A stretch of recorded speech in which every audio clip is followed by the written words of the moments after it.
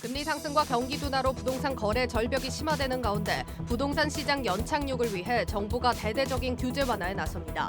이에 따라 서울 강남 3구와 용산을 제외한 전 지역이 투기 과열지구와 조정 대상 지역, 투기 지역에서 전면 해제됩니다. 정부가 반도체 시설 투자에 대한 세액 공제율을 대기업 15%, 중소기업 25%로 확대하기로 했습니다. 전 세계적인 수요 둔화와 반도체 확보 전쟁에서 국내 반도체 업계를 확실히 지원하겠다는 의지로 풀이됩니다. 현대차그룹이 지난해 SUV를 앞세워 글로벌 판매 3위로 올라섰습니다. 정의선 회장은 올해 전동화와 소프트웨어 전환, 자율주행 같은 미래 기술에 더욱 박차를 가하겠다고 강조했습니다.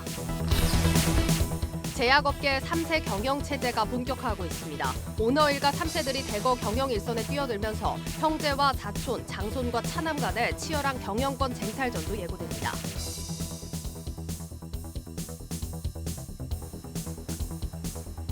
여러분 안녕하십니까? 대한민국 대표 경제 뉴스 뉴스플러스 시작합니다. 먼저 증시 상황부터 문영민 기자와 진단합니다. 문 기자. 알 수 없는 증시 2200은 그래도 지켰다. 오늘 증시 이렇게 평가하겠습니다. 하락 출발한 코스피 지수는 이 기관의 대량 매도세에 오전 한때 2180선까지 주저앉았습니다. 결국 2200선이 무너지면서 지난해 10월 17일 이후에 가장 낮은 수준을 기록했고요. 하지만 오후 들어서 이 외국인과 개인의 매수 규모가 커졌습니다. 그래서 2218선에 마무리를 지었고요. 기관은 어느덧 벌써 4거래일 연속으로 매도 규모를 계속 유지하고 있는데요. 통상 이 연말 배당을 위해서 기관은 좀 대량으로 이 배당주들을 사들이곤 하는데요. 이 배당락일인 28일 이후에는 이 대규모 매도를 보통 해왔습니다. 그래서 올해도 마찬가지로 1월 내내 이런 기관의 매도세가 좀 유지될 수 있다는 게 증권가의 전망입니다. 기관 중에서도 이제 금융투자 같은 경우는 보통 이제 배당락일 이전 한 10거래일 동안은 이제 순매수를 해서 이후 이제 12거래일 정도는 이제 순매도를 아주 분배를 해가면서 해나가는 그런 패턴이 있다라고 오늘 대신증권에서 분석을 내놓기도 했습니다. 오늘 증시가 좀 이렇게 크게 한바탕 흔들렸던 이유에 대해서 증권가는 어떻게 분석을 하고 있습니까? 우선 오전 내내 좀 큰 폭으로 하락했는데요.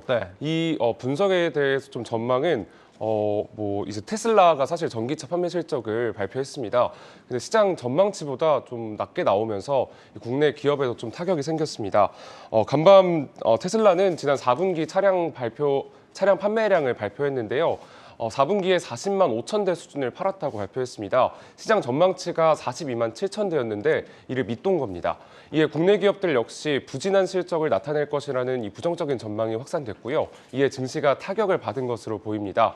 하지만 어제에 이어 이 국내 자동차 업종 위주의 비교적 높은 주가 상승률이 증시 전체의 주가 하락을 소폭 방어했습니다. 이 자동차 업종의 주가 상승, 이건 이제 최근에 어제 우리가 다뤘던 것처럼 이 미국의 인플레 감축법 규제 완화 영향이 좀 이어졌다 이렇게 봐야 될까요? 그런 부분도 있고요. 뒤에서 조금 더 다루겠지만 우선 오늘 좀 상승률만 봐도 1% 이상 현대차와 기아는 상승을 했습니다. 자동차 업종 전체도 1.3%로 비교적 높은 이 상승률을 보였는데요. 아까 말씀하신 대로 이 IRA 추가 지침으로 국민의 전기차 진입 장벽이 낮아진 것에 더해서 현대자동차가 오늘 이 신사업 관련해서 발표를 했거든요. 이러한 기대감이 자동차 업종 주가 상승에 불을 지폈습니다. 오늘 정의성 현대자동차그룹 회장은 새해를 맞아 이 소프트웨어 역량 확보와 또 자율주행 등 신사업 의지를 피력했는데요. 특히 2025년까지 모든 차종을 이 소프트웨어 중심 자동차로 전환한다는 이 전략이 투심을 자극한 것으로 보입니다. 이와 관련해서는 뒤에서 이어지는 심층 분석에서 김민수와 신재근 기자가 다루도록 하겠습니다. 사실 오늘 터졌던 가장 큰 소식은 이 반도체 쪽이었는데 말이죠. 정부가 오늘 강력한 세제 지원 방안을 내놨는데 주가가 어땠습니까? 정부의 세제 지원안이 발표된 이후에 삼성전자나 SK하이닉스 등이 대형 반도체는 좀 1%에 가까운 어떤 주가 상승률을 보였습니다. 반도체 투자 세액 공제율을 2배가량 높인다는 소식이 주가에 작용한 건데요. 정부의 방침대로 반도체 대기업의 경우 기존 8%였던 이 투자 세액 공제율은 15%로 상향되고요. 또 중소기업은 기존 16%에서 25%까지 늘어날 예정입니다. 만약에 투자 증가분에 대한 10%의 추가 세액 공제까지 고려한다면 대기업은 최대 25%의 세금 공제 혜택을 누릴 수가 있게 되는 겁니다.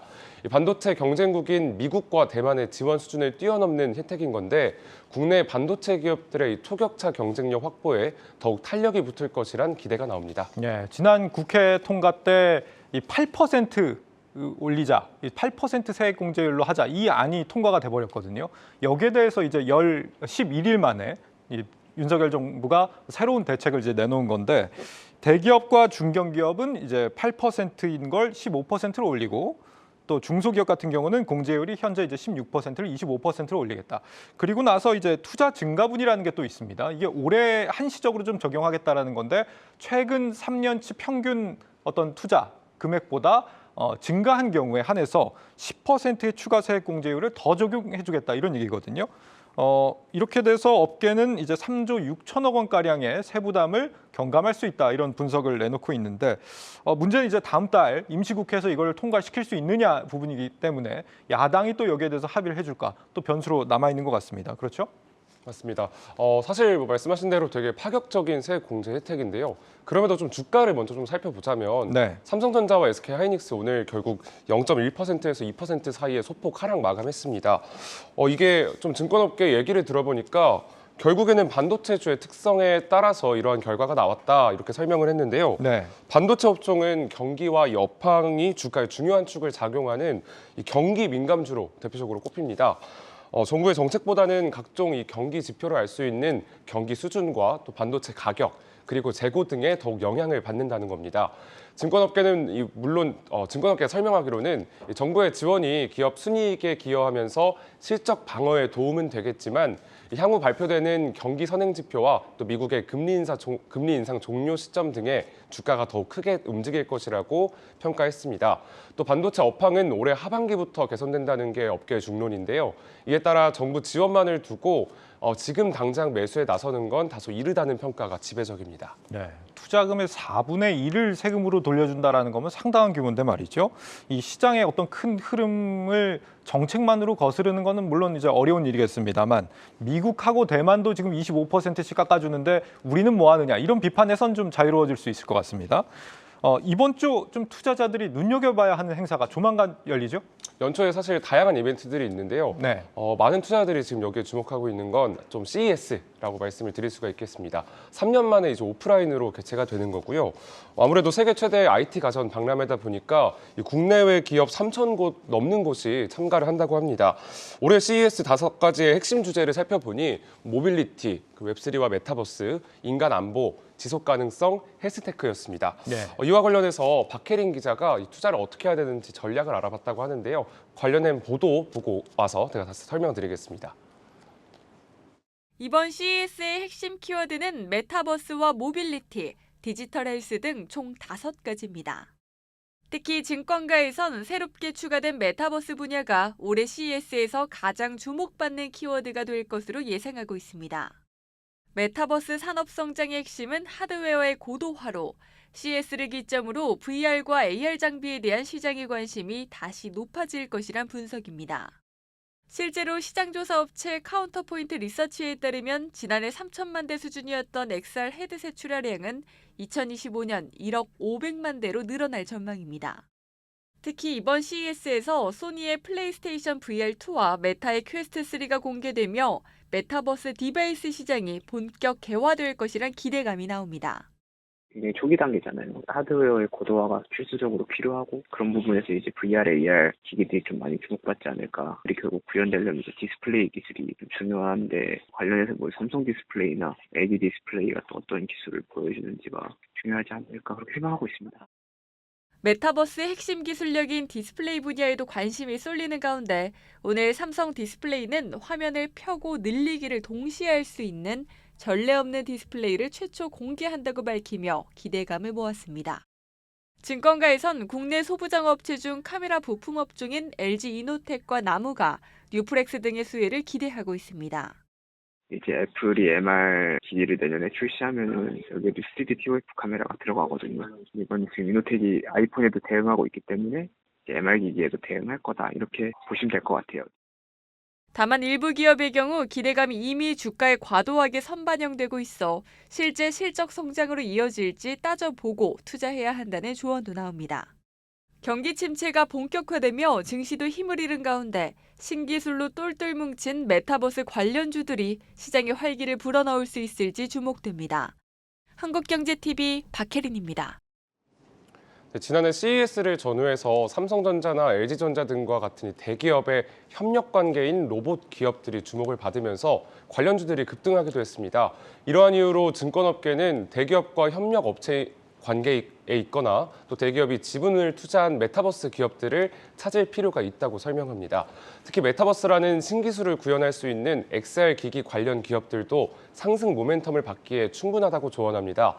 즉 XR 기기를 개발했거나 또 해당 기기에 들어가는 부품을 생산하는 기업을 찾아서 투자하는 것이 현명하다는 겁니다. 네. 지금 미국 라스베이거스 현장에 우리 취재 기자들도 나가 있습니다. 조만간 현장의 따끈따끈한 소식들 저희도 전해드리도록 하겠습니다. 증시 프리즘 문영민 기자였습니다.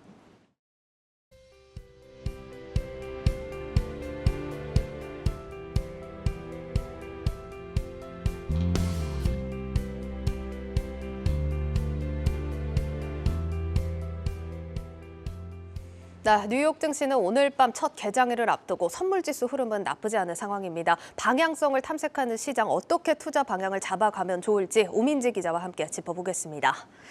오 기자, 사실 올해 그러니까 2023년 증시 전망은 밝지만은 않은 편이긴 한데 그래도 좀 어떻게 투자 방향을 잡아보면 좋을까요? 네, 시작하기 전에 이 투자 명언 하나 짚어보고 가겠습니다. 이런 명언이 있죠. 썰물이 되면 누가 벌거벗고 수영을 했는지 알 수 있다라는 말인데요. 아시는 것처럼 워런 버핏의 명언입니다. 그러니까 옥석을 가릴 수 있다 이런 맥락인 것 같네요. 그렇죠. 이 시장 상황이 어려울수록 사실 이 제대로 된 기업은 더 명확하게 드러나기 마련이다. 이런 이야기인데요. 그래서 지금 증시 한파가 이어지고 있는 지금이야말로 말씀하신 그 옥석 가리기가 필요하다라는 겁니다. 올해도 금리 인상 여파 또 경기 침체로 증시가 얼어붙을 것이다. 이런 전망이 우세합니다. 따라서 바로 지금 좋은 기업을 잘 가려내는 것이 중요한 투자 전략이 되겠습니다. 그러니까 조금 다르게 생각을 하면 장이 부진할 때는 좋은 기업들도 타격을 받을 수밖에 없으니까 빠졌을 때 담아야 한다. 이런 말로도 좀 해석이 될 것 같은데 워렌 버핏의 말이 맞을지는 작년 한 해 이제 수익률을 보면 알 것 같은데 어땠습니까? 좀 성공적이었나요? 네, 2022년 워런 버핏은 어떻게 투자를 했는지 제가 감히 성적표를 한번 살펴보겠습니다. 예. 먼저 워런 버핏이 보유하고 있던 상위 종목들 함께 살펴보겠습니다. 애플과 뱅크 오브 아메리카, 쉐브론, 코카콜라, 아메리칸 익스프레스, 옥시덴탈 페트롤리움, 크래프트 하인즈까지 이렇게 7종목이 상위에 차지를 했습니다. 보시면 애플과 뱅크 오브 아메리카가 각각 포트폴리오 비중이 41.9%, 또 10.3%인데요. 합치면 포트폴리오의 절반이 넘는 비중입니다. 그렇네요. 이 두 기업 모두 지난해 각각 26.83%, 또 25.56% 큰 폭으로 좀 낙폭을 키웠는데요. 사실상 이 워런 버핏에게는 큰 손실을 안겨준 결과라고 할 수 있겠습니다. 하지만 버크셔 해서웨이의 주가 성적표 지난해 1년 동안 4% 오르면서요. 20%나 빠진 S&P 500보다는 월등히 나은 성적표를 가지고 왔습니다. 예, 그러니까 지금 보니까 앞서서 이제 표에서도 보셨지만 애플이나 뱅크 오브 아메리카에서 훅 빠졌지만 다른 종목에서 수익률이 월등했다는 건데 지금 보면 옥시덴탈이 정말 월등하네요. 그렇습니다. 보시면 바로 좀 눈에 띄실 텐데요. 예.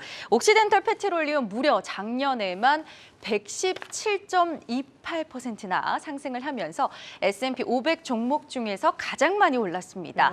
쉐보론 역시도 적지 않습니다. 52.95% 오르면서 기분 좋은 상승세를 보여줬고요. 이 두 기업 모두 대표적인 미국의 에너지주죠. 워런 버핏 전문가라고도 불리는 이 롱고 교수가 말했는데요. 지난해 버핏이 에너지주를 투자했다라는 것이 어떤 의미인지 평가를 했습니다. 버핏이 석유 회사 주식을 매입했다라는 것은 이 친환경 에너지로 전환하는데 몇십 년 더 걸릴 것이다라는 것을 버핏이 깨달았기 때문이다라는 건데요. 다시 말해서 여전히 주가가 오를 여지가 전통 에너지주에 많다라는 의미입니다. 예, 확실히 에너지주 투자가 정말 신의 한 수였던 것 같습니다. 그리고 앞서 보니까 코카콜라도 좀 수익률이 괜찮던데 버핏이 정말 오랫동안 사랑해온 종목이잖아요. 네, 버핏이 실제로 이 주식도 좋아하고요. 코카콜라 제품도 좋아하지 않습니까? 예. 이 지난 1988년 당시에도요. 고금리 시기였는데 이때 당시에 코카콜라를 매수했습니다. 당시 코카콜라 주가가 떨어지면서 버핏이 대량으로 주식을 매입한 건데요. 코카콜라는 대표적인 경기 방어주죠. 이 폭락장에 잘 버티는 종목으로 꼽힙니다. 투자 전문 매체인 밸류워크도요. 필수 소비자 업종이 약세장에서 안정적인 경향을 보인다라면서 지난해에도 이 코카콜라가 입증했다라는 것을 설명했습니다. 지난해 코카콜라 7.43% 상승했고요. 또 코카콜라의 배당 수익률 역시도 2.75%이기 때문에 상당히 좀 매력적이다 이렇게 볼 수 있겠습니다. 이 밸류워크는요. 인플레이션 또 경기 침체에 대한 해지 수단으로도 이 포트폴리오에 추가할 만한 종목이다 이렇게 또 코카콜라를 평가했습니다. 예, 확실히 버핏의 오랜 애정을 받은 기업들이 경기가 불안한 현 시점에서 좀 탄탄한 평가를 받는 것 같습니다. 그리고 앞서서 리스트에는 좀 없었지만 작년에 TSMC 주식을 좀 매수하지 않았습니까? 어땠습니까? 네, 지난해 3분기였죠. 이 버크셔 해서웨이가 TSMC 주식 41억 달러 규모를 매수했습니다. 전체 포트폴리오의 1.4%에 달하는 규모인데요. 지난해 이 TSMC의 주가, 금리 인상으로 인한 기술주 약세, 또 반도체 업황 둔화로 38.08%, 40% 가까이나 하락을 했습니다. 버핏은 이 기회를 저가 매수다라고 생각을 했던 것 같습니다. TSMC는 버핏이 특히나 좀 중요하게 생각하는 ROE와 또 영업이익률 모두 삼성전자보다 높은 수준인데요. 버핏에게는 상당히 좀 매력적인 종목이었을 겁니다. 잠깐의 주가 조정은 이 TSMC 쇼핑의 적기다라고 판단을 한 겁니다. 네, 미국 투자 전문 매체인 머니와이즈는요. 2023년 경제가 걱정된다면 버핏의 보유 종목을 보라 이렇게 조언하기도 했는데요. 버핏의 투자 여전히 진행 중입니다. 2023년에도 어떤 투자를 이어갈지 계속 주목하셔야겠습니다. 예, 잘 들었습니다. 고웨스트 오민지 기자였습니다.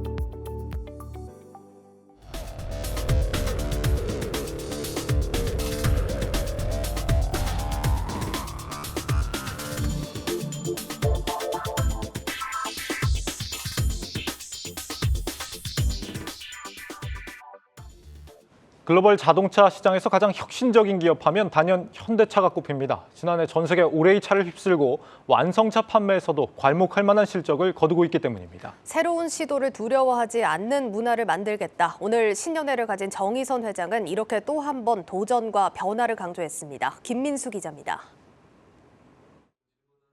정의선 회장이 직접 제안한 신년회는 현대차 기술의 상징인 남양연구소에서 경영진과 직원들이 직접 대화를 하는 타운홀 미팅으로 열렸습니다. 파격적인 장소 선택과 형식은 수평적이고 능동적인 조직 문화를 만들겠다는 정 회장의 의지를 단적으로 보여줍니다. 사회자의 소개도 없이 가벼운 차림으로 등장한 정의선 회장의 목소리는 차분했지만 자신감이 묻어났습니다. 다가오는 위기를 두려워해서 변화를 뒤쫓는 것보다는 항상 우리가 해왔듯이 한 발 앞서서 미래를 이끌면서 위기를 기회로 만드는 것이 가장 중요하다고 생각합니다. 도전을 통한 신뢰, 그리고 변화를 통한 도약, 이런 캐치 프레이즈를 정해봤습니다. 어려운 환경을 극복하고 좀 보다 나은 미래를 향해서. 정의선 회장은 글로벌 전기차 리더십을 강화하기 위해서는 더욱 진화된 차를 선보이고 소프트웨어 중심의 자동차로 변모해야 한다고 말했습니다. 또 기본적인 품질과 안전을 통한 고객과의 신뢰, 그리고 모범적인 기업 활동을 통한 사회적 신뢰의 중요성도 강조했습니다. 직원들을 직접 마주한 정 회장이 가장 강조한 것은 바로 조직 문화였습니다. 능동적이고 변화무쌍한 조직 문화를 만들어야 한다고 여러 차례 역설했습니다.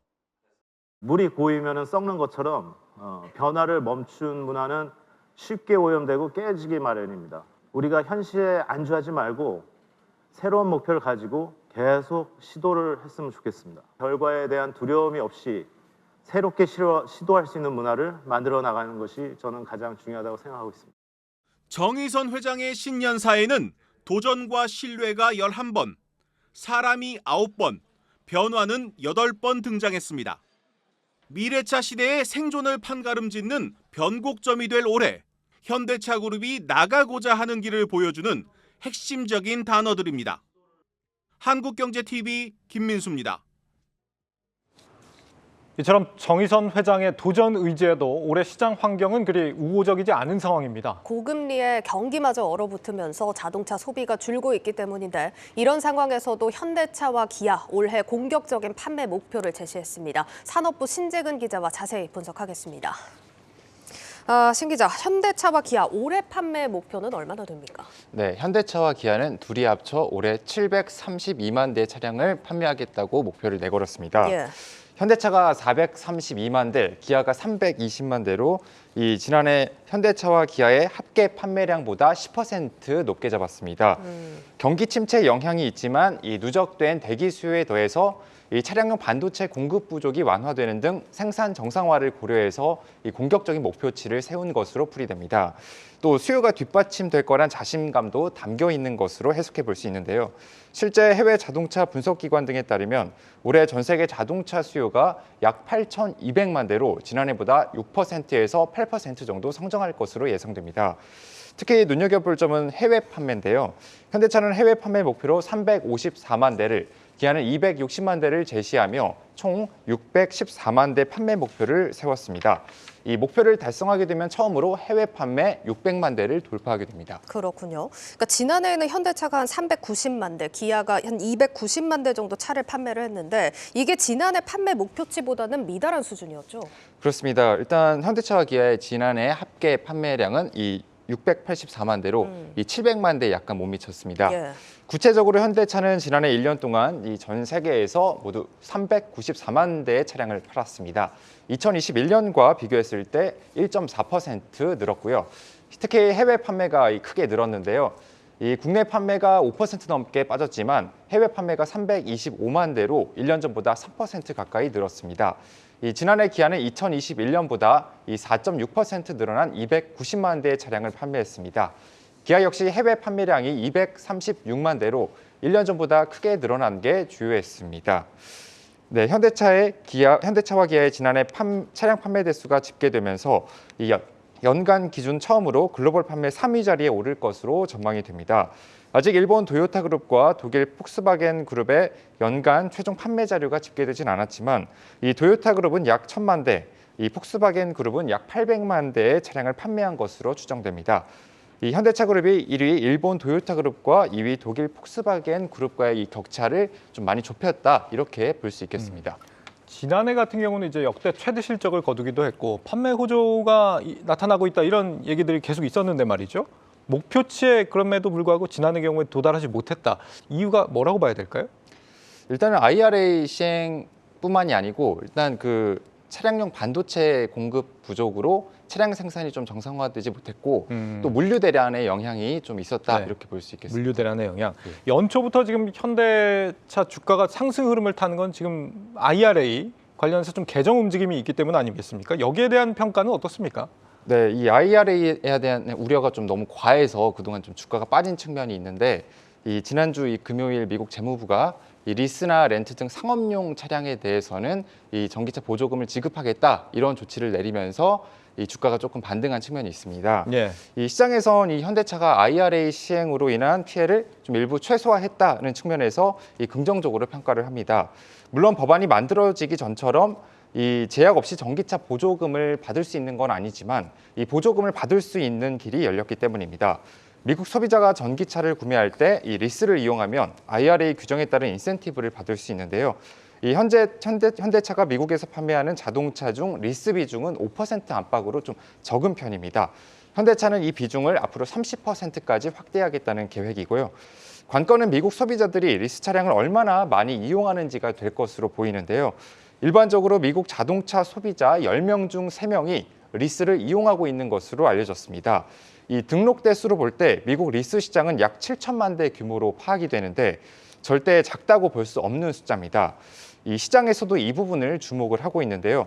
업계에선 리스료를 인하해주는 등 리스 유인책을 확대하면 이 현대차가 이 보조금 혜택을 충분히 누릴 수 있을 것으로 보고 있습니다. 네.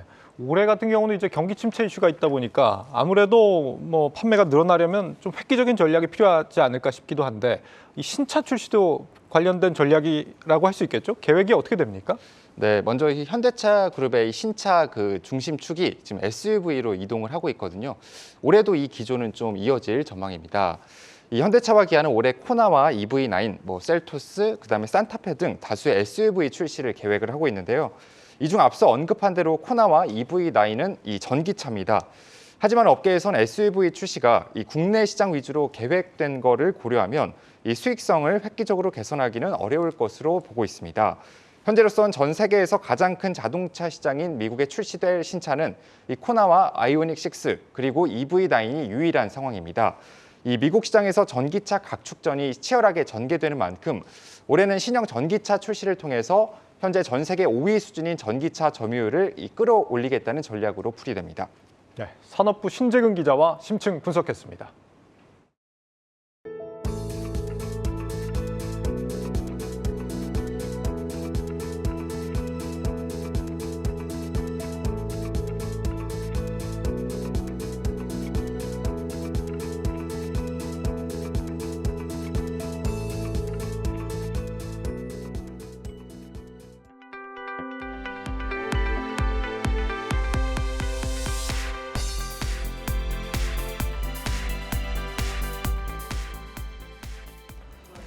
정부가 서울 강남 3구와 용산을 제외한 전역을 부동산 규제 지역에서 해제했습니다. 해제된 지역에서는 집 살 때 대출 한도가 늘어나고 세금도 크게 줄어듭니다. 이지호 기자입니다. 서울 강남 3구와 용산구를 제외한 모든 규제 지역이 풀렸습니다. 지난해 11월 서울 전체와 경기 과천, 성남, 하남, 광명만 남기고 규제 지역을 푼 지 2달 만입니다. 집값 급락에 따른 부동산 경착륙을 막기 위한 조치입니다. 지난해 서울 아파트값은 7.20% 하락했습니다. 마이너스 12.01%로 가장 많이 하락한 노원구에 비해 서초구는 2.41% 떨어져 낙폭이 작았습니다. 강남 3구와 대통령실 이전 용산국제업무지구 개발 호재가 있는 용산의 경우 향후 집값 상승의 불씨가 될 수 있는 만큼 규제 지역을 유지하는 것으로 보입니다. 규제 지역에서 해제되면 집을 사고 파는 모든 과정에서 상당수 규제가 풀립니다. 현재 50%인 주택담보대출 비율 규제가 70%로 완화되고 양도소득세, 취득세 같은 세금도 크게 줄어듭니다. 이번 조치는 관보에 게재되는 5일 0시부터 효력이 발생합니다. 전문가들은 집값 하락세가 누그러질 수 있지만 지금의 고금리 상태에서 효과는 제한적일 것으로 예상합니다. 지금의 주택시장 침체를 이끌어냈었던 금리에 대한 부분, 경기 둔화에 따라서 구매소유 주택 구입 적극성이 많이 줄어든 상황이라 드라마틱한 시장의 변화를 기대하기는 어려울 것 같고요. 구매물을 좀 줄인다든지 가격의 낙폭을 줄이는 효과들 정도의 기대에 그칠 것으로 생각됩니다. 정부는 앞으로도 규제를 풀 수 있는 부분이 있다면 개발 제한 구역, 그린벨트라도 적극 풀겠다며 추가 규제 완화를 예고했습니다. 한국경제TV 이지우입니다. 정부가 이처럼 규제 완화에 속도를 내는 것은 최근 부동산 시장의 경착륙 우려가 커졌기 때문입니다. 규제 지역 해제에 이어 정부는 이 분양가 상한제 지역 해제, 전매 제한 완화, 실거주 의무 폐지 등 쓸 수 있는 카드를 모두 꺼내들었습니다. 계속해서 정원우 기자입니다. 민간 택지 분양가 상한제 적용 지역도 서울 강남 3구와 용산을 제외하고 모두 해제됩니다. 분양가 상한제 지역에서 해제되면 전매 제한과 실거주 의무가 크게 완화되는데 오는 5일 0시 이후 입주자 모집 승인을 신청하는 단지부터가 적용 대상입니다. 정부는 전매 제한과 실거주 의무 규제 자체도 완화하기로 했습니다. 수도권에 적용되는 최대 10년의 전매 제한을 3년으로 축소하고 비수도권도 4년에서 1년으로 줄입니다. 분양가 상한제 주택에 2년에서 5년까지 적용돼 온 실거주 의무도 폐지로 방침을 정했습니다. 법 개정이 필요한 조치들로 향후 소급 적용도 열어뒀습니다. 아울러 분양가와 상관없이 허그가 중도금 대출을 보증하고 모든 주택에서 특별 공급을 허용하며 청약에 당첨된 1주택자에게 부과되는 기존 주택 처분 의무도 폐지하기로 했습니다. 주택 매수를 머뭇거리게 하는 사실상 모든 걸림돌을 없애보겠다는 겁니다. 부동산 시장 전반이 거래 동결이라는 이런 지나친 시장의 공포에 대해서는 우리가 명확한 좀 신호를 줄 필요가 있다는 차원에서 이 같은 조치는 기존 규제 완화에도 거래 절벽이 지속되면서 부동산 경기 위축이 위험 수위에 다다랐다는 판단 때문입니다. 최근 발표된 지난해 11월 말 전국 미분양 주택은 총 58,027가구로 전달보다 10,000가구 넘게 또 쌓였습니다. 부동산원이 조사한 12월 넷째 주 전국 아파트 매매 수급 지수는 70.2포인트로 2012년 조사를 시작한 이후 5주 연속 최저치를 기록했습니다. 주택 매수 심리가 역대급으로 얼어붙었다는 뜻입니다. 한국경제TV 정원우입니다. 새해를 맞아 한자리에 모인 금융권 수장들이 내년 경기 침체를 우려하며 그 어느 때보다 금융의 역할이 중요하다고 당부했습니다. 또 위기를 극복하고 안정을 발판 삼아 혁신을 이뤄야 한다고 강조했습니다. 이민재 기자입니다. 코로나19 팬데믹 이후 3년 만에 새해를 맞아 한자리에 모인 금융권 수장들의 화두는 위기 극복입니다. 새해는 글로벌 경기 둔화가 본격화되면서 우리 경제의 위기 극복과 재도약을 위한 금융의 진정한 중추적 역할이 절실한 상황입니다. 대내 불안요일에 대해서 선제적으로 대응하고 위기 이후에 우리 금융산업의 재도약을 위한 준비 과정을 마련하는 데 한 가지 역할을 하겠습니다. 안정을 찾음과 동시에 이를 뛰어넘기 위한 혁신이 필요하다고 입을 모았습니다. 가계부채와 부동산 시장의 연착륙을 유도함으로써 금융시장의 안정을 도모해 나가겠습니다. 금융권의 디지털 경쟁력 제고를 위한 규제 개편 작업에서도 가시적인 성과를 거둘 수 있도록 하겠습니다.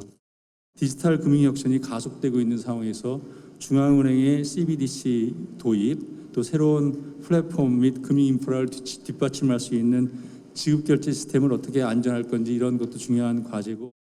또 이날 열린 32회 다산금융상 시상식에서 윤종규 KB금융그룹 회장이 지난 2018년에 이어 5년 만에 대상 수상자로 선정됐습니다. 다산금융상은 지난 1992년부터 국내 금융 산업 발전에 기여한 금융인과 금융사에게 주는 상입니다.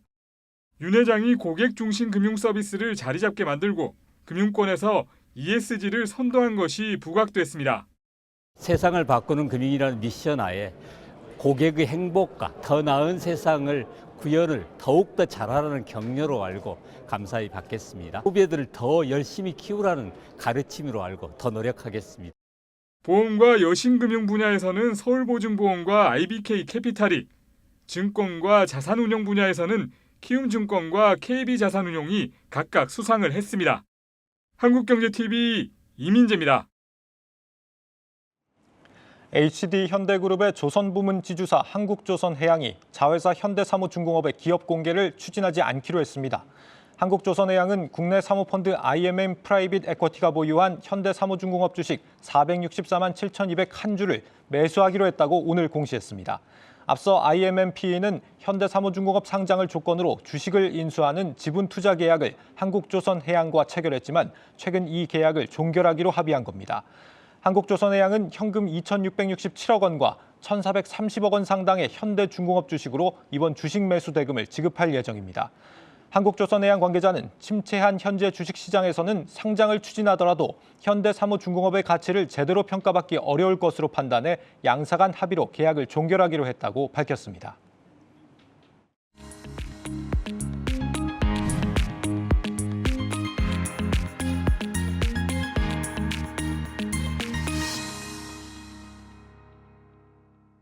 네, 새해를 맞아서 제약업계 세대 교체가 이뤄지고 있습니다. 오너 3세들이 경영 전면에 나서고 있는 상황인데 지금 현재 상황 IT바이오부 고영욱 기자와 함께 짚어보도록 하겠습니다. 고 기자, 이번에 새로 사장 승진한 제약회사 오너 3세 누구입니까? 네, 제일약품의 한상철 사장과 그리고 대원제약 백인환 사장입니다. 예. 올해 1월 1일자 인사입니다. 한상철 사장은 제일약품 창업주인 고 한원석 회장의 장손이고요. 예. 백인환 사장은 대원제약 창업주인 고 백부연 회장의 장손입니다. 이 둘은 뭐 각 집안의 장손이라는 점 외에도 미국 유학파라는 점이 같습니다. 또 비교적 최근이죠. 지난해 이제 경영권을 이어받은 보령의 김정균 대표도 오너 3세입니다. 보령의 김승수 이제 창업주 회장이 예. 4명의 딸을 뒀는데 이 김정균 대표는 어머니가 이제 장녀인 김은선 회장입니다. 그래서 원래 이제 김정균 대표의 이름은 유정균이었는데 예. 이제 창업진 회장 김승수 회장의 그 성을 따라서 김정균으로 개명한 걸로 알고 있습니다. 그렇군요. 네. 이게 뭐 이렇게 들으니까 재벌집 막내 아들의 현실판 같기도 합니다. 네. 재밌습니다. 어쨌든 제약업계가 작년 상황이 좀 쉽지 않았던 만큼 이게 이런 변화가 사실 도약의 기반이 됐으면 한다. 이런 또 희망을 가지시는 분들도 많을 것 같은데 네. 그러면 이 후계 구도는 완전히 굳어졌다고 봐야 되는 겁니까? 네, 아무래도 이제 이게 오너가 이슈다 보니까 이들 회사 측에서는 조금 이제 조심스러운 반응이었는데요. 아직 이제 단정짓기는 좀 이르다는 설명이 좀 공통적이었습니다. 예. 지금 이제 좀 그래프를 보시면서 말씀을 드리고 싶은데 이게 이제 그 각 회사의 지분 구조거든요. 예. 잘 보시면은 지금 2세 경영인들이 지분의 대부분을 갖고 있고 아직 3세로 이렇게 지분 승계가 이루어지지 않은 모습, 아직 그렇게 지분 정리가 안 된 모습을 좀 확인하실 수 있습니다. 예. 이제 한상철 제일약품 같은 경우에는 이제 한상철 사장의 동생인 한상우 상무가 이번에 이제 전무로 승진을 하면서 경영에 참여를 하고 있고요. 예. 또 대원제약은 백인환 사장과 함께 사촌 동생인 백인영 이사도 경영진으로 활동을 하고 있습니다. 각각 이제 백승호 회장과 백승열 부회장의 장남입니다. 예. 특히 이제 이번 인사와 함께 이제 조직 개편이 있었는데 백인환 사장이 맡고 있었던 일반의약품 부분을 백인영 이사한테 넘기기도 했습니다. 물론 이제 계속해서 백인환 사장이 맡기로 한 전문의약품의 그 매출 비중이 월등히 높기는 합니다. 일단 제일약품과 대원제약 상황 좀 짚어봤는데 네. 보니까 뭐 형제나 사촌 이렇게 뭐 가족들이 이렇게 경영진에 같이 참여해서 이렇게 이어가는 구조인 것 같은데 보령 쪽은 좀 상황이 어떻습니까? 네, 보령 이제 옛 그 사명은 보령제약이죠. 그렇죠. 편의상 이제 보령제약으로 하겠습니다. 예. 왜냐하면 좀 헷갈리는 부분이 있어서요. 예. 자, 보령제약 같은 경우에는 그 후계 구도상 김정균 대표의 경쟁자는 없습니다. 이제 이모들이 지분을 몰아주기까지 했죠. 경영에 참여하는 사촌도 없습니다. 하지만 이제 지주사 지분 승계가 아직 끝나지 않은 상황입니다.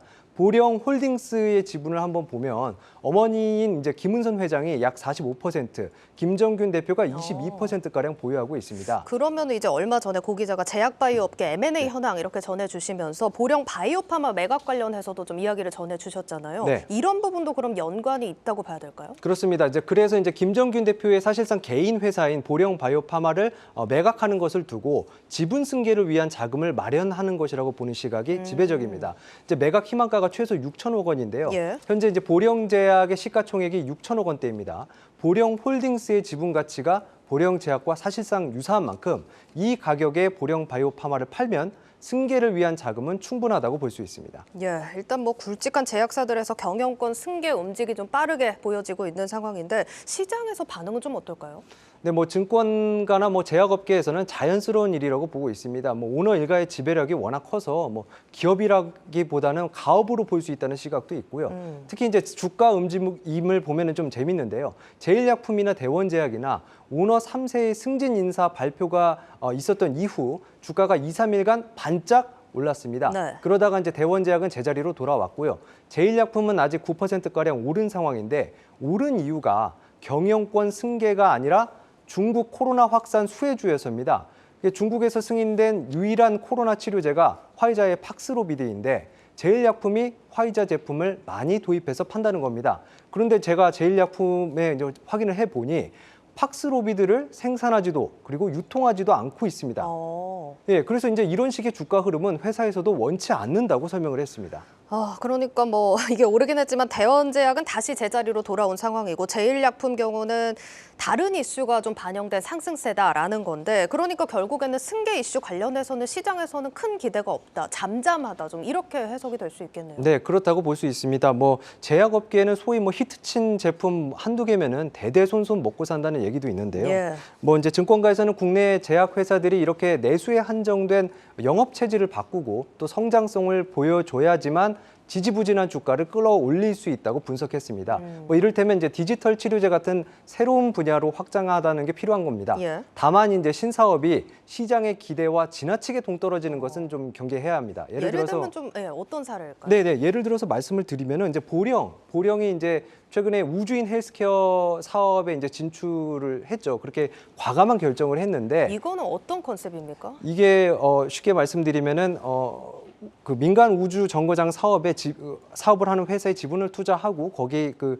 우주인한테 헬스케어를 하는 조금 이게 좀 되게 압축적으로 설명을 예. 드렸는데 그렇게 말씀을 드릴 수 있습니다. 네. 그런 사업입니다. 그런데 이제 금액이 꽤 컸어요. 이게 뭐 600억 원대, 700억 원에 가까운 수준의 지분 투자를 했는데 예. 이제 이 한 증권사는 이게 그 보령이라는 회사의 재무 상태에 비춰 봤을 때 좀 무리한 투자라면서 그 기업 분산을 중단하기까지 했습니다. 이제 뭐 그래도 이제 이렇게 조직 문화를 바꿔가면서 또 이제 기존 관행에 도전하는 것이 새로운 기회를 찾는 데는 도움이 될 것으로 보입니다. 예, 일단 이렇게 제약업계 세대 교체 빠르게 진행 중인 상황입니다. 주가에 미치는 영향은 제한적인 상황이라고 볼 수 있을 것 같은데 장기적으로 좀 주가 부양을 위해서는 지금 신사업과 성장성을 보여줘야 한다. 이런 조언이 나옵니다. 이번 세대 교체가 원하는 변화를 좀 이끌어낼 수 있을지 지켜볼 부분인 것 같습니다. IT바이어부 고영욱 기자였습니다.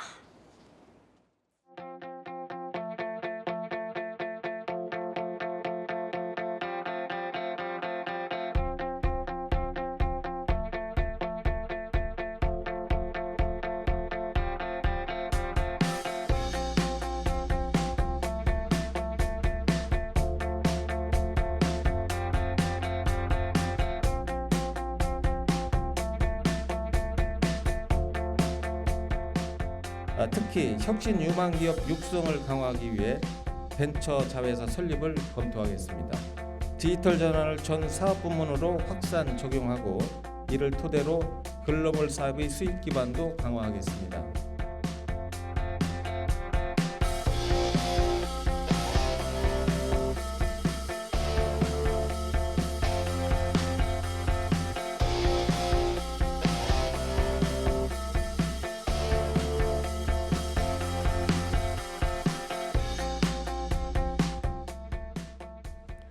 자, 1년 전 중국에서 짝퉁 식품이 기승을 부리자 국내 식품 회사들이 공동 대응에 나선 적이 있습니다. 하지만 1년이 지난 지금 별다른 진전 없이 오히려 위조 제품 제조와 유통 수법이 더 고도화된 상황이라고 하는데 업계의 고심이 커지고 있는 상황입니다. 이 내용 유통산업부 유호성 기자와 함께 다뤄보도록 하겠습니다.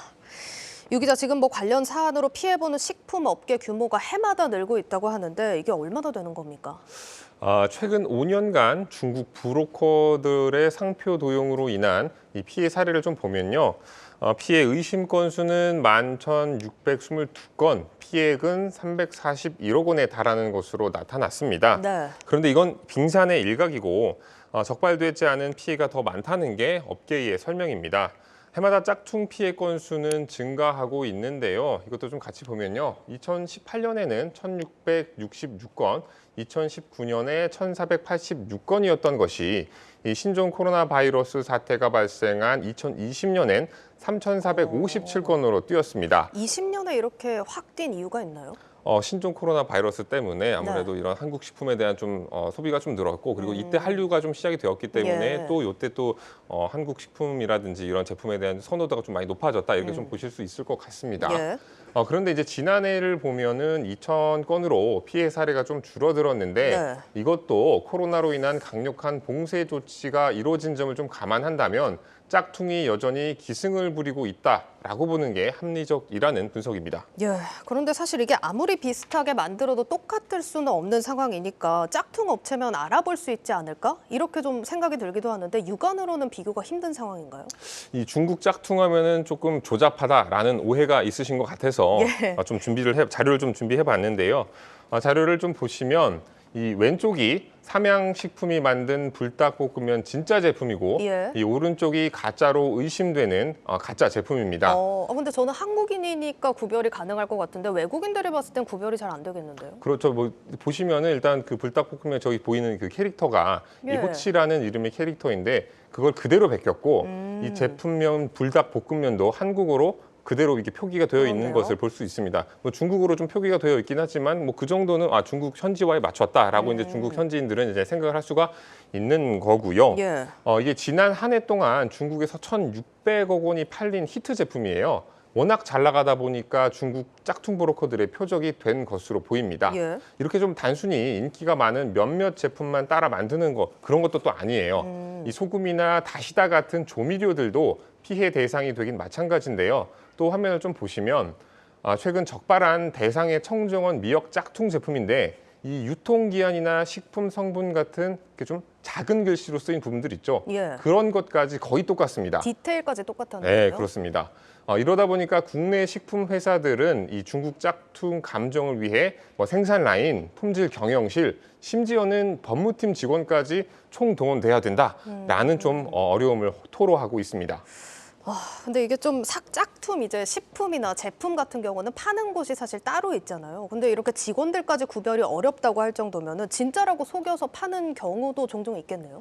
네, 그렇습니다. 이 국내 식품 업계에 따르면 이 중국의 짝퉁 제조 제품은 제조 기술만 높아진 것이 아니라 이 유통 수법마저 교묘해지고 있습니다. 국내에는 과거에는 이 짝퉁 시장이라는 곳에 한정해서 이 제품들이 좀 유통이 됐었는데 이제는 진짜랑 섞여서 같이 팔리고 있는 실정이라고 합니다. 이 중국은 땅덩어리가 넓기 때문에 국내 식품 회사들이 중국 전역에서 제품을 팔려면 이 전국 각지의 유통망을 가지고 있는 이 현지 대리점들의 도움을 받아야 되거든요. 예. 그런데 이 과정에서 일부 대리점주들의 일탈이 좀 있는 것이 사실이고요. 어떤 식으로요? 위조 상품은 아무래도 좀 가격이 좀 저렴하다 보니까 예. 이걸 진짜 상품과 섞어 팔면서 부당한 이득을 편취하는 뭐 그런 식으로 좀 진행이 되고 있고 예. 또 그리고 이 코로나19로 이커머스 같은 비대면 거래가 활발해졌잖아요. 예. 이 쇼핑의 편의성은 높아졌지만 물건을 보지 않고 구매하다 보니까 이 위조 상품이 활개칠 수 있는 환경도 그만큼 좋아졌다라고 좀 볼 수가 있는 거죠. 예. 이 타오바오나 알리바바 같은 이커머스 사이트들이 이걸 또 제대로 단속을 해내지 못하고 있어요. 그리고 이들이 이제 정품과 가품을 섞어 보내는 뭐 이런 수법도 좀 쓰고 있고 어떤 경우에는 가품만 계속 보내다가 단속이 조금 심해진다고 하면 정품을 보내는 그런 식으로 좀 수법이 좀 고도화되고 있어서 이 식품업계의 어려움이 가중되고 있습니다. 예, 이게 보시는 분들도 오늘 직접 이렇게 비교해 보시기 전까지는 상황이 이렇게까지 심각한 줄은 잘 모르실 수도 있을 것 같은데 이게 단순히 사실 매출만 줄어드는 문제로 그칠 일이 아니네요. 심각하네요, 생각보다. 맞습니다. 이 국내 식품 회사들은 한한령과 코로나19로 중국 사업에 그동안 좀 어려움을 많이 겪었었잖아요. 예. 그래도 성장하는 모습을 보였거든요. CJ제일제당의 중국 지역 매출은 2020년에 3,200억 원, 2021년에 3,700억 원, 2022년 아직 완전히 다 집계가 되진 않았지만 3분기까지만 해서 3,413억 원으로 매년 18%가량 증가하고 있고요. 삼양식품도 지난해 중국 매출이 대략 한 1,809억 원대의 매출을 기록할 것으로 좀 예상이 되면서 전년 대비 30%의 성장률을 기록할 것으로 예상이 좀 되고 있습니다. 예. 위조 상품 문제를 이대로 방치하다간 이 국내 식품 회사들의 피해가 더 커질 것이라는 것이 불보듯 뻔한 상황인 거죠. 예. 이 더군다나 위조 상품이 포장재는 같지만 안에 있는 내용물은 완전히 다르거든요. 이 품질 검사를 받지 않은 것도 태반이다 보니까 식품 안전 측면에서도 위험합니다. 그래서 단순히 매출을 뺏기는 문제를 넘어서 이걸 진짜라고 믿고 산 소비자들은 한국 식품이 좀 품질이 좋지 않구나, 신뢰도가 좀 떨어질 우려가 그렇겠네요. 좀 높은 겁니다. 소송을 맡고 있는 변리사 이야기를 한번 들어보시죠. 식품의 질이 떨어지면 뭐 사고가 생길 수도 있고 식품을 먹고 탈이 나는 사람들이 있을 수 있기 때문에 매출이 감소하는 피해가 첫 번째 피해라면 사람들이 보고 이게 이 식품의 그 질이 나쁘구나 이렇게 느껴서 점점 안 사게 되는 피해가 두 번째로 큰 피해라고 생각합니다. 예, 이게 참 쉬운 문제는 아닌 것 같은데 여러 가지 뭐 사정이 있었겠지만은, 그러니까 궁극적으로는 왜 잡지 못하는 건지, 그리고 대응이 좀 늦지 않았냐 이런 생각도 좀 할 수 있을 것 같거든요.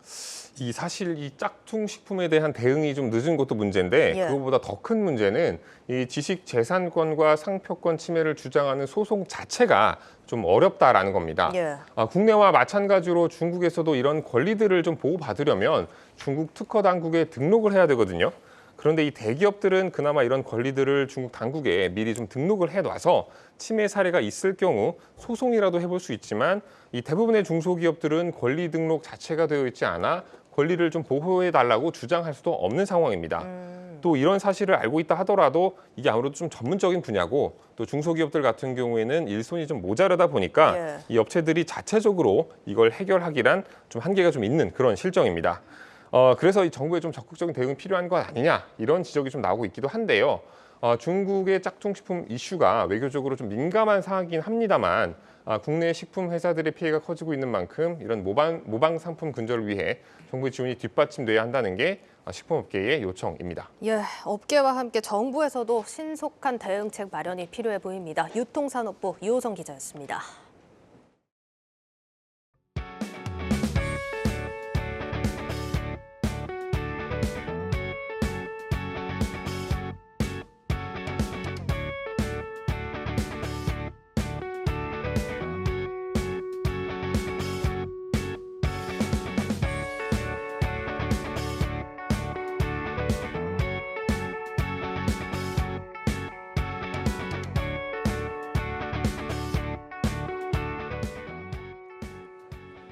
내일자 한국경제신문 미리 살펴봅니다. 첫 번째 기사입니다. 이재용 삼성전자 회장이 신사업으로 내건 로봇 사업에서 기술 고도화에 나선다는 기사입니다. 삼성전자는 협동 로봇 전문 코스닥 상장사 레인보우 로보틱스에 590억 원을 투자하기로 결정했습니다. 레인보우 로보틱스는 카이스트 휴머노이드 로봇 연구센터에서 설립한 회사로 주력 제품은 카페 같은 곳에서 커피 제조에 도움을 주는 등 사람과 같은 공간에서 일하는 협동 로봇입니다. 삼성전자가 로봇 관련 업체에 지분 투자를 한 건 이번이 처음입니다. 삼성전자는 이번 투자를 계기로 기술 교류를 강화할 계획입니다. 현재까지 삼성은 돌봄 로봇 삼성봇 케어와 지능형 로봇인 볼리, 상호작용 로봇 삼성봇 아이, 가사 로봇, 가사 보조 로봇 삼성봇 핸디 등의 시제품을 선보였고 현재 보행 보조 로봇인 잼스 출시를 준비하고 있습니다. 일각에선 삼성이 협동 로봇의 사업화를 준비 중이라는 관측도 나온다는 소식입니다. 다음으로 국내 항공사들이 중국 노선 증편 계획을 일제히 취소하고 있다는 기사입니다. 대한항공은 이달 중 중국 운항 노선 6편을 늘릴 예정이었지만 중국 입국자에 대한 코로나 방역 규제가 강화되면서 계획을 전면 취소했습니다.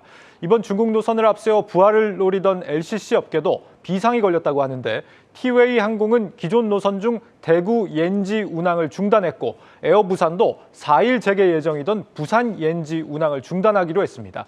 진에어는 제주 시안 노선 운항을 중단합니다. 중국발 항공기 도착이 모두 인천으로 일원화된 여파입니다. 항공업계는 중국 노선 증편이 방역 규제가 완화된 이후에야 단계적으로 재개될 걸로 보고 있습니다. 3년째 이어지는 재무 구조 악화로 LCC들의 실적 회복은 요원할 거란 분석인데 제주항공과 티웨이항공, 에어부산의 부채 비율은 2000% 안팎에 달할 정도로 재무 구조에 비상이 걸렸다고 합니다. 특히 중국 노선은 코로나 직전 국내 항공사 매출의 10에서 20%를 차지했고 장거리 비행이 어려운 LCC들에게는 차지하는 비중이 더 컸던 만큼 피해가 예상된다는 소식까지 전해드리겠습니다. 뉴스플러스를 마치겠습니다. 여러분 고맙습니다.